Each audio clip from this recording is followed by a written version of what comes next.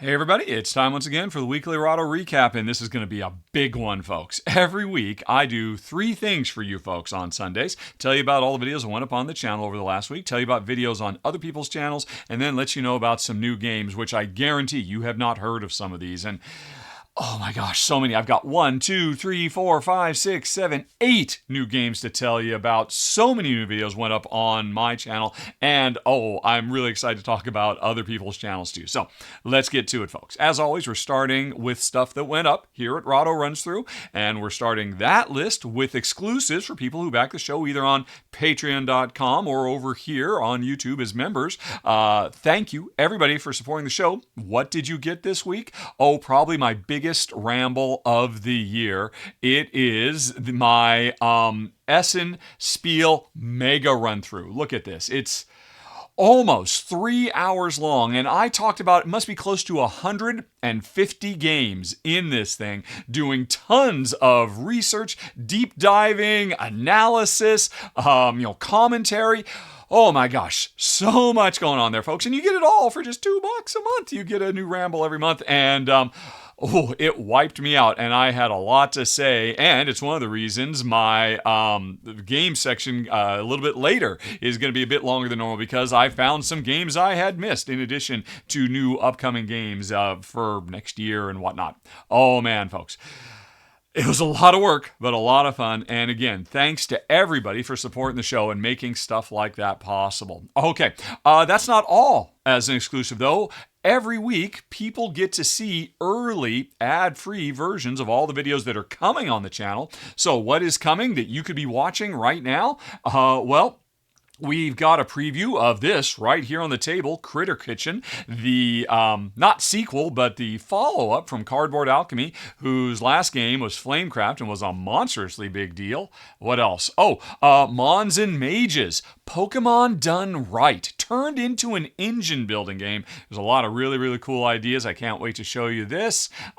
Kimberly did Boundless Stride into the Denlands, a legacy cooperative game with a really, really cool world traversal system, kind of like the Robin Hood game that came out a couple of years ago. There's lots of really neat stuff there. And Shay is back in Davy Jones's locker, dealing with the Curse of the Ghost Ships, a very, very cool Pirates of the Caribbean, fantastical game that is cooperative instead of competitive. So those are all very, very cool. And again, you can be watching them right now because backers get early access no matter what level you back at. Okay, folks. Anyway, now let's move on to the stuff everybody gets to see, starting with my run-through of Apiary. I was one of many channels that released the video, and this worker placement game about space bees is excellent. You can watch that right now, and every video I'm talking about today, they're all going to be linked down in the show notes down below if you would like to know more. All right, what else was there? Yes, I did a run-through for Humanity, the return of Johan Levitt, what I think is going to be one of the sleeper hits of Essen Spiel. Such a brilliant, brilliant game about managing science research stations on the surface of Titan. Some people have commented on, the game is so brown. Folks, go look at pictures of the surface of Titan. It is the brownest place in the solar system. So the game is actually very, very appropriately colored. But aside from that, it is brilliant. Jen and I were both hugely impressed by this. Kimberly did a run through for Santorini, another big, heavy Euro that is debuting at Essen Spiel this week. Today is the last day of Essen Spiel, isn't it? I'm really glad that Kimberly was able to get the video up in time so folks at the convention could decide whether they want to seek out this game all about chasing spiritual enlightenment with very, very cool mechanisms. And, Kimberly also did a preview for Merchants of Magic, very cool fantasy roll and write about running a merchant shop and making potions and sell them to heroes. It's actually crowdfunding right now with a couple of new expansions, and Kimberly shows the basic gameplay and actually talks a bit about what the new expansions offer also. And, Shay did a run through for Haunted Lands, which is open for pre-order now, I believe. And what did he call this? I think he said this is the most beautiful game he's ever played, or one of the most stunning games in terms of art. And it seems like it's a really, really sharp gameplay-wise game, too, all about busting ghosts competitively in a fantasy village and surrounding environments. Okay. In addition to game run-throughs, we have some other stuff. Grant was back doing another Grant's Greatest Games. He talked about 5 games, and his number 2, I must play it now. And also, he really convinced me of his number 4 also. So Grant always does a fantastic job. And, we did another R&R show. We were joined by the gang from Legendary Tactics, and between the 6 of us, we came up with our 6 best games to replace Uno, which was actually a fun thought exercise for me. I had a really tough time. But honestly, folks, I think I came up with the best answer. You'll have to watch and let us know who you think was the best answer. Another reason to watch, too, you can win tickets to PAX Unplugged, one of the biggest conventions of the year if you are interested, but you got to watch the show to check it out. Again, links are down in the show notes. Also, not for nothing, but we will have, at the end of this video, a playlist of every single video I'm talking about today. All right, what else have we got? Oh, yeah. And then I did my top 20 S&Spiel. I talked already about the 150 or so games I talked about in my ramble, but that's in addition to the 20 games I talked about that I shared with the world. And of course, S&Spiel is almost over now, but I mean, these games are still going to be coming, and I tell you, really, what 20 of the best games of the year are, quite frankly, in this particular countdown. It was a big deep dive for almost 40 minutes and had a fun time doing it. Hopefully you folks enjoy that. Okay, that is it for the Rahdo channel. Now, let's talk about some other channels, won't we? First of all, I've got a kind of unofficial triple feature, a trilogy of videos of sorts. Let's start, first of all, with Our Family Plays Games. I don't think I've mentioned this before, folks, but every Sunday, if you check out my show, afterwards, you should go check out Mick and Starla, because they have a weekly variety show where they talk about game news, they talk about their recent experiences playing games, they generally do countdowns and various things, they do Q's and A's, and last week, because I haven't seen this week's episode yet, but last week, they did a retrospective of their experiences going to the World Series of Board Games. They talked a bit about doing commentary and how, nerve-wracking that was for them. But they also talked about all the people they played games with. They did a little travelogue of, hanging out in Vegas. And it is always so much fun to watch these two. And it was really them talking about, kind of an experience that very few of us will get to have. Although anybody can go to the World Series of Board Games, so you can kind of get a sense for what is this experience like if I decide to go next year, whether you want to compete or not. So they had a lot of fun with, episode 198 of their weekly Sunday show. But that's the beginning of the trilogy, because in addition to that, Shelfside did a deep dive on the behind the scenes of the World Series of Board Game, because Ash was actually invited to come out and do commentary of the live games while they were being played. And I mean, he takes us behind the scenes, shows us the technical setup. This is immediately after he had done his first one, and it was really fascinating. He also did a little bit of a travelogue talking about his time in Vegas and whatnot. But while Mick and Starla were mostly focusing more on the overall experience, like I said, Ashton's video is a fantastic behind-the-scenes tour of how all this stuff came together. So that was a lot of fun too. But the trilogy is not complete. The third video for World Series of Board Games is Rael Gaviola, who also did commentary at the World Series of Board Games. But coming back home, he sat down with the new World Series of Board Game champion, Angela Tao, and did a half-hour interview with her talking about her experiences working her way up through the ranks. What games was she confident about? What games made her nervous? What was it like to compete at such a high level? And what did it mean for her to win? It's really, really a lot of fun. And not only that, the video is an hour long, because first they do a half-hour back and forth. The game that won her the entire World Series was Splendor. So for the second half of the video, Ruel actually plays a game of Splendor with the world champion board game player, which was a lot of fun too. So, if you just want to hear more information or you just want to see two chill folks playing some Splendor, which, my gosh, I had no idea the online implementation looks so nice. Anyway, that would be how you would cap out your 3-part mini-series about the World Series of Board Game for 2023. I gotta say, folks, after watching all this, it makes me really want to go next year. I have been offered the opportunity to do a commentary, and I kind of was a bit nervous, but you tell me down in the comments. Should I do it? I don't know. Worry about it next year. Anyway, though. Now, let's move on to something else that has nothing to do with the World Series of Board Games. John Gets Games. One of probably for my favorite thing on his channel, and he does how to play / run-throughs. He's been at it for years, and he's got a relatively regular monthly show called The Games Radar. If you enjoy this show, folks, you would definitely enjoy Games Radar because every week I just tell you about the game, my highest, most anticipated games that I've discovered in my research. John does all the same research, and while I just talk about a handful of games every week.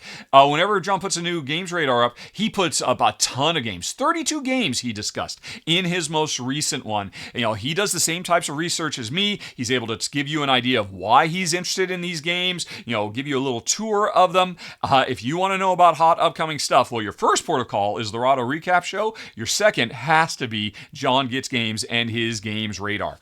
Again, links down in the show notes or wait to the end for the playlist. So good job. This was a particularly good one. John pointed out some stuff that I had missed, I think. Let's see, what else have we got? Oh my gosh, Shut Up and Sit Down. I have to admit, ever since Paul left Shut Up and Sit Down years ago, I just have not resonated with them in any way, shape, or form. Generally, they're covering stuff like months, if not years, after I've already played it, so I'm not that interested. Plus, I pretty much disagree with them almost 100% of the time. I think they almost always call it wrong. So Shut Up and Sit Down. I still appreciate what they do, and I think they're amazingly entertaining. But they just don't resonate with me. Hey, different strokes for different folks. But they've got a new contributor, Emily, and she is phenomenal. This is only her second video on the channel. She did a run-through for Bamboo. And because of a weird quirk of circumstance, I should have played Bamboo months ago, and I haven't gotten to it yet. So I sat down and watched.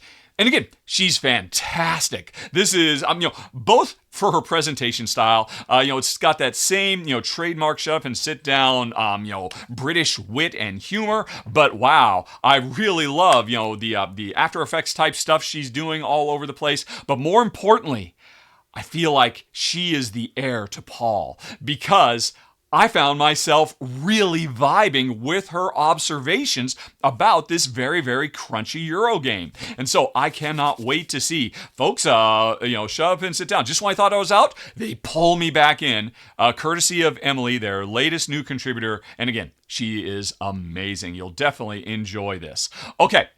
What else have we got? Oh, one more. This one really surprised me. The channel Caffeinated Miniatures did a video about the fastest way to paint miniatures for board games and Warhammer. Now, I have to admit, I have watched many painting videos over the years, and every time I do, almost without exception, they make me think, yeah, I am never going to learn how to paint miniatures. It's just, they turn me off. But this one actually, it's interesting, the first half of this video kind of turned me off as well, because he's talking how to do it fast with like really expensive and elaborate equipment that I'm never going to invest in. And I'm like, watch this video, why? Who is this for? Anybody who has all of this equipment, they probably know everything you're talking about. But then he gets to the second half of the video where he talks about dry brush techniques. And he makes it look so easy and approachable. Folks, I hate miniatures in my board games because I hate gray lumps of plastic. I'd much rather have art. Now, painted miniatures are another thing. And this is the rarest of videos, one that makes me think, I could see myself doing this. This doesn't look too terribly intimidating. And, he did a really, really great job. It's a quick video, just 7 minutes long. And again, the second half where he talks about, introduces to the world of dry brush and gives lots of really good tips. It's kind of like almost watching a Bob Ross show. He puts this stuff together so it just makes it seem so effortless. I'm sure it's not, but I really enjoyed Caffeinated Miniatures video. This is the fastest way to paint miniatures for board games.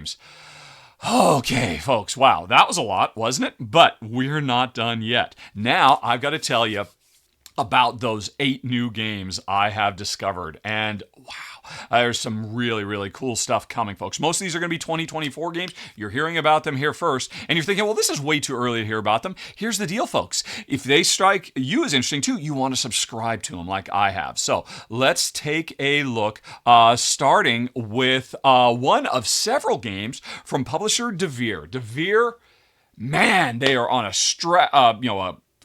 I was going to say catastrophic, but a stratospheric rise. Red Cathedral, and the White Castle. Bamboo looks really, really cool too. And I think they just put into Board Game Geek like over a half a dozen new games that are coming for them next year. And they put box art and whatnot. And of all the ones they did, here's the ones that I really wanted, starting with Daitoshi.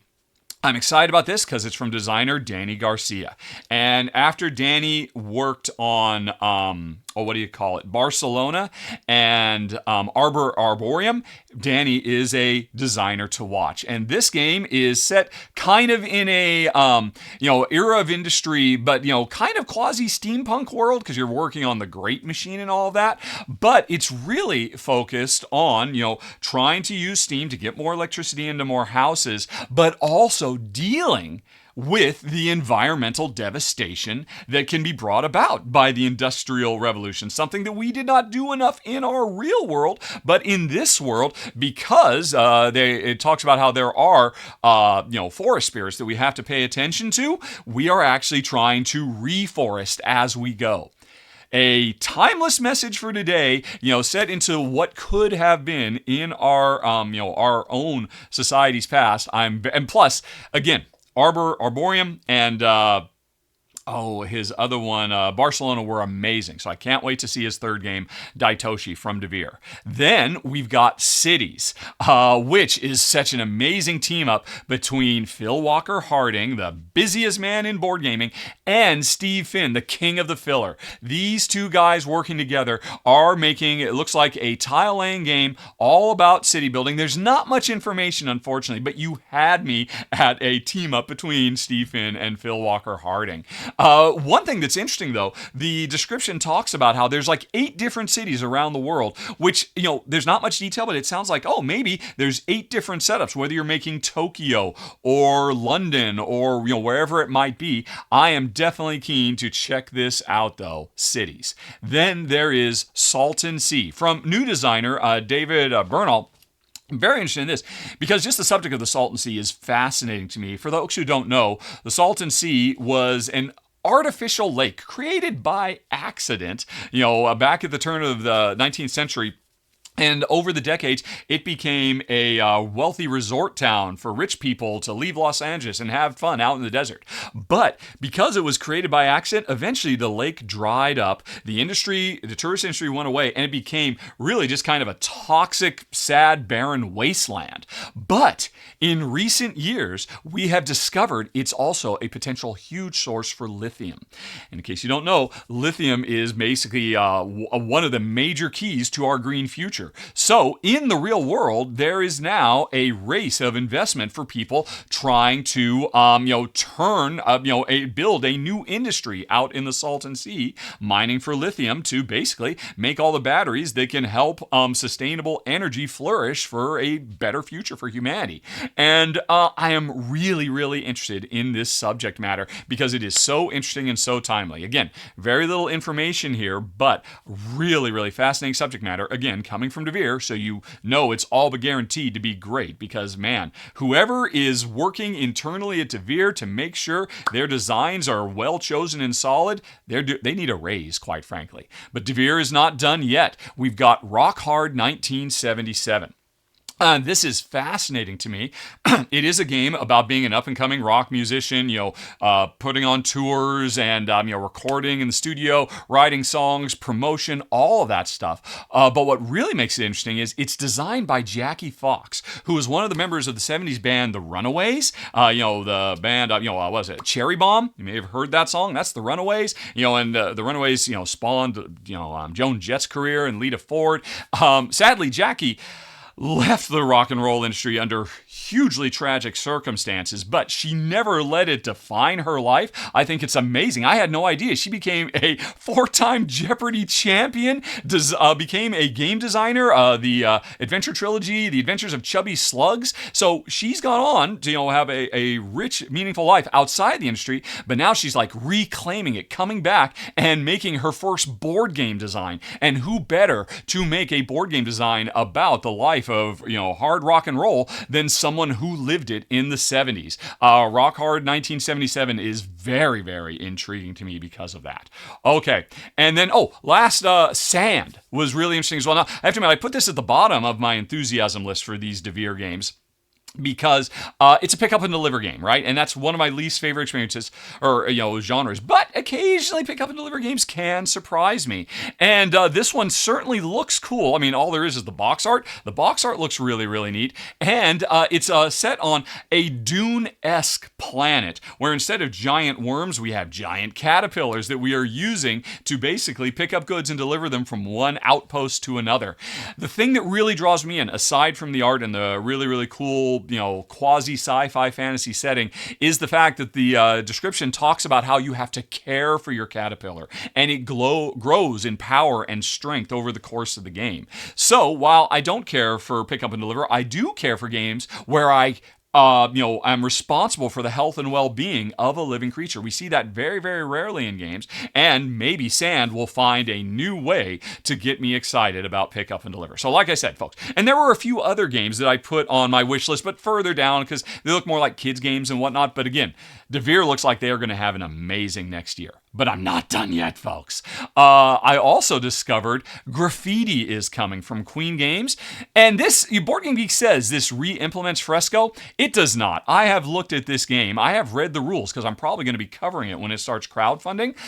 It is from one of the designers of Fresco. And I would actually call it more of like a spiritual sequel because instead of set in Renaissance era and you're a Leonardo-esque painter trying to do the Sistine Chapel esque type location, we are modern day graffiti artists trying with the city's permission. I think that's really, really cool. We are not outlaws or anything like that. We one of the big things of this game is, as graffiti artists, we have to invest in all our paint, we have to manage our resources, and because paint is expensive, we have to get permits from the city to work on these big epic graffiti murals in this tunnel.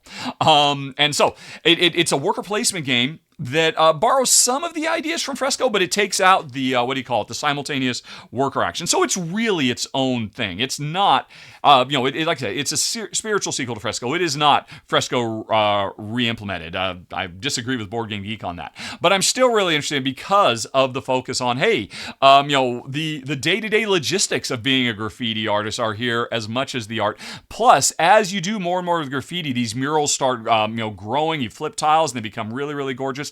And there can still be some of that rebel outlaw feel to it because one of your actions is, in addition to the permitted work you're doing, you can put your own tag on different areas, which will unlock bonuses for you, and it will also contribute to an area majority bonus mini game that's going on as well. So I am definitely very intrigued. I cannot wait to check out Graffiti, the spiritual successor from one of the designers of Fresco. Okay, then we've got, Time Division. This is one of the games I discovered, which I totally ignored up till now when I was doing my deep dive in the Ramble I mentioned earlier in the show. This is a 2-player only game from Heidelberg Games. Alexander Schreiber Here's the deal, folks.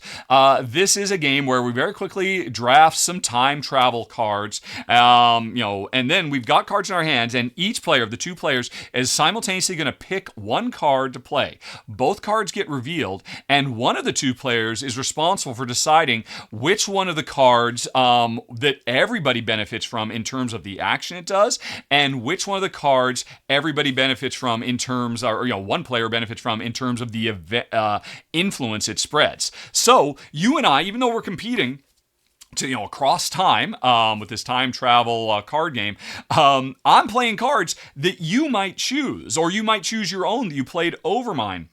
And that just keeps going back and forth. We both pick a card, but then one player chooses how both of those cards are resolved. That's a really cool idea, and I would very much look forward to Time Division for that reason. And the last one, folks, we're almost done, is another one I discovered during the ramble. Roll for the Great Old Ones, a roll and write game. I have to admit, Cthulhu is not a subject matter that pulls me in. It doesn't turn me off, but it's just, I could take it or leave it. But it seems like there's been an explosion recently. We've had some of them on the channel where, it's all about the nihilistic view that, our world sucks, so let's just play a game where we're cultists trying to bring about the end of the world and, and I'm like, come on, can we be a little bit more optimistic? Can we be a little bit more bright? Can we go back to fighting Cthulhu monsters rather than embracing them? And that's what Roll for the Great Old Ones does, because it is a cooperative game where you're trying to, stop the ancient ones, as we should be trying to do, and it's a roll and write. And here's the deal, folks. I've been begging the industry for cooperative roll and writes. We've got so few of them, and everyone I've played has been so engaging. So I'm looking forward to another one, especially one that looks as big and crunchy and spreadsheety as this one. You don't expect all this kind of stuff with the Cthulhu thing. But then the other thing that was really, really intriguing is it is a roll and write, so we're rolling dice. Each player is going to grab some of the dice from the pool. That determines what we're going to be able to do each round as we fight the old ones. But the dice we don't pick, those are the ones that Cthulhu will take. So we're having tough choices of, hey, what do I want to do? What do you want to do? And what are we going to leave behind that means the bad guy will get to do this? Now, I think this is a brilliant system for dice-driven cooperative play. How do I know that? Let's just say I have some personal experience in this arena.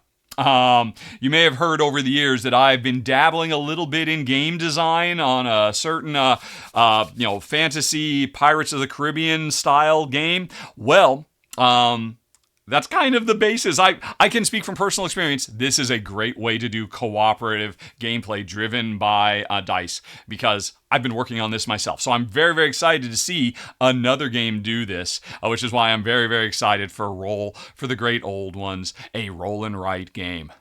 Phew. Okay, folks. So that was a lot. And if you'd like to see more about them, there it is right there. The big old playlist. You know what to do. Click that. Meanwhile, of the upcoming stuff I mentioned right up front, hey, subscribe so you won't miss those when those go live. Some of them are coming this week. Some of them might be coming a few weeks down the road.